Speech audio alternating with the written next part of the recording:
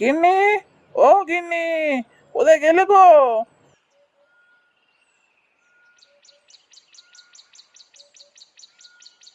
তুমি বেরোচ্ছ বুঝি? হ্যাঁ, এই বেরোই এবার। হ্যাঁ গো, বলি রিমলি, এখন শরীর কেমন? এখনো সে একই অবস্থা গো। কাল রাতে জ্বরটা কমেছিল, আজ সকাল থেকে আবার জ্বর বেড়েছে। হ্যাঁ গো, আর কি এভাবে ফেলে রাখাটা ঠিক হচ্ছে? সে কি, আজ সকালে আবার জ্বর এসছে? ঠিক আছে, দাঁড়াও, আমি বরং বইটা নিয়ে আসি। আর এভাবে ফেলে রাখা ঠিক হবে না। কিন্তু বৈদ্যকে যে আনবে, হ্যাঁ গো, টাকা আছে তো? টাকা দিতে হবে তো, তারপর আবার ওষুধ কেনা। দেখছি দেখছি, ওসব পরে দেখা যাবে। আগে বৈদ্যকে নিয়ে তো আসি।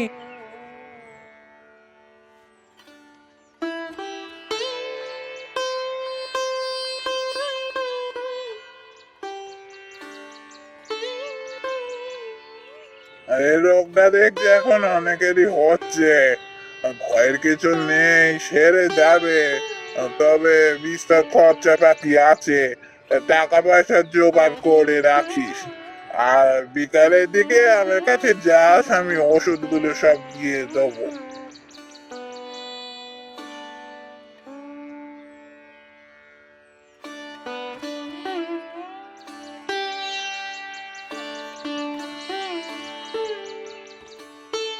হ্যাঁ গো, বৈদ্য মশাই কি বলে গেলেন গো?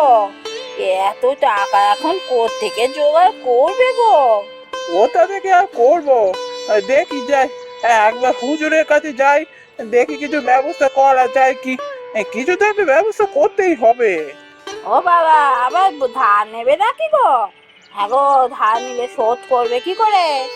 বন্ধ কিবা দেবে কি? ঘরে তো কিছুই নেই।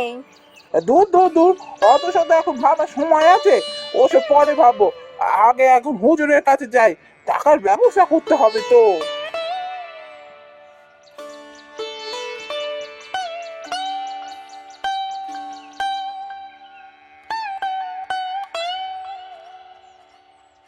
বুঝলাম, ঠিক আছে, টাকা আমি দেবো।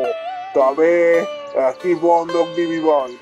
হুজুর, বাড়ি ছাড়া তো আর কিছু নেই আমার কাছে। বাড়িটাই বন্ধক দি। ঠিক আছে, তোকে আমি 1 বছর সময় দিচ্ছি। সুদ সমেত টাকা ফেরত দিবি 1 বছরের মধ্যে। না হলে কিন্তু তোর বাড়ি আমার হয়ে যাবে।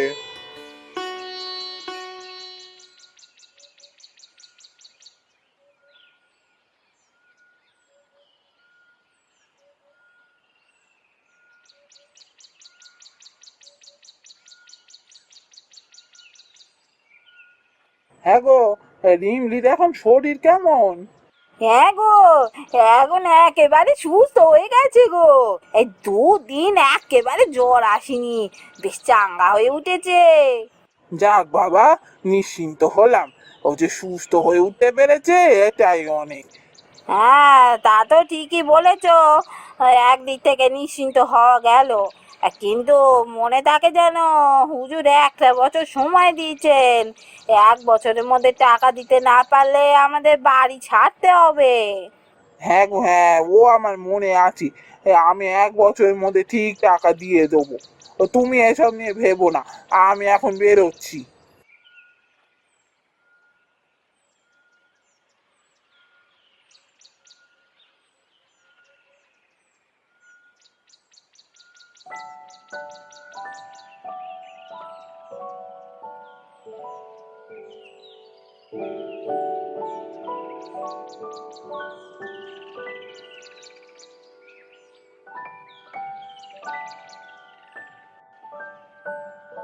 রামু, রামু, কোথায় চললি? দাঁড়া দাঁড়া।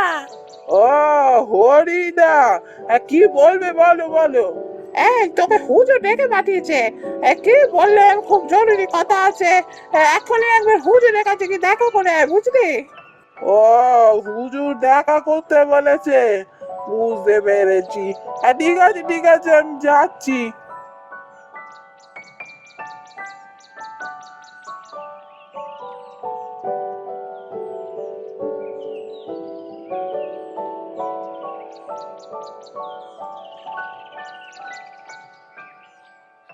না না না, সময় আমি আর দিতে পারবো না।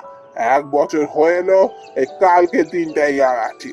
কালকে দিনের মধ্যে টাকা যদি ফেরত দিতে না পারিস, তোর বাড়ি আমার হয়ে যাবে, এই আমি বলে দিলাম। হুজুর, আপনি বিশ্বাস করুন, আমি পুরো টাকাটা এখনো জোগাড় করতে পারিনি।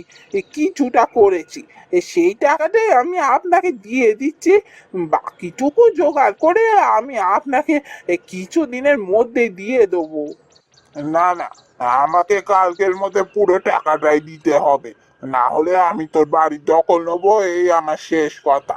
আমাকে আর বকাস না, তুই এখন এখান থেকে যা তো দেখি।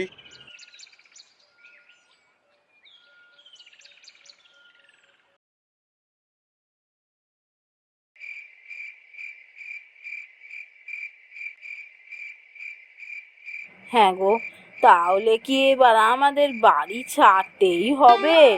তাই তো মনে হচ্ছে। হুজুর তো কোনো কথাই শুনতে রাজি নন।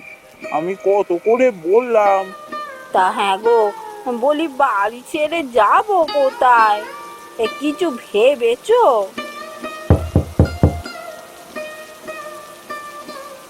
কি ব্যাপার হলো? এত রাতে এই ঝড় বৃষ্টির মধ্যে কি এলো গো? এসব না ভেবে গিয়ে দেখো কে এলো। বৃষ্টির মধ্যে সে ভিজছে।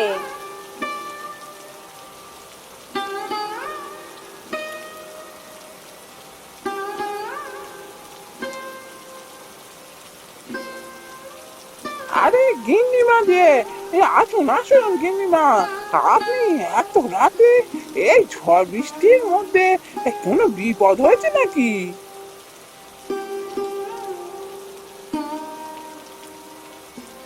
হ্যাঁ রতন, খুব বিপদে পড়ে এসেছি তোর কাছে। হ্যাঁ হ্যাঁ গিন্নিমা, আপনি বলুন কি হয়েছে। রতন, সমু খুব অসুস্থ। রাত বাড়ার সাথে সাথে জ্বর বাড়ছে। এখন বই তো না আনতে পারলে ওকে যে কি করে সুস্থ করে তুলবো। সে কি গিন্নিমা, হুজুর কি বলছেন? রতন, তোদের হুজুর এখন এখানে নেই। খাজনা আদায় করতে কোন গ্রামে গেছে আমি জানি না। লাঠিয়ালরাও কেউ বাড়িতে নেই। বাড়িতে এখন আমি আর পুঁটির মা আছি। কি করব কিচ্ছু বুঝতে পারছি না। কিছু একটা কর রতন। সে কি গিন্নিমা, আপনি একদম কিচ্ছু ভাববেন না। আমি এক্ষুনি যাচ্ছি বৈদ্যমশাইয়ের কাছে।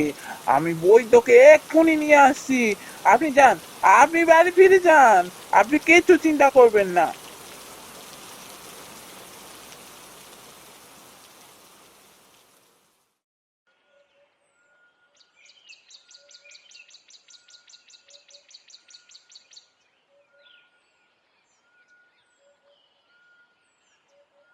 না, আর ভয়ের কিছু নেই।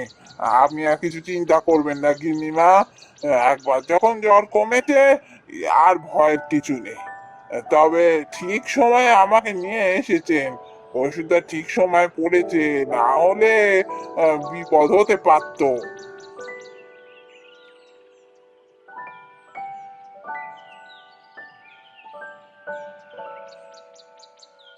একে রতন, তুই এখানে কি করছিস? সকাল সকাল বউকে নিয়ে চলে এসেছিস এখানে, আমাকে রাজি করাতে পারিসনি বলে তুই এসেছিস আমার বউয়ের কাছে, যাতে তোর বাড়িটা বেঁচে যায়।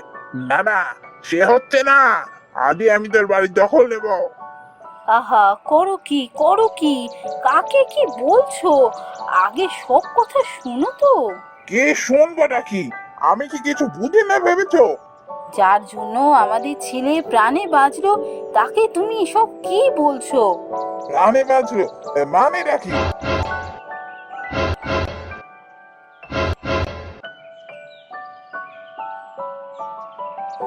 ছি ছি ছি, এ আমি কি করলাম?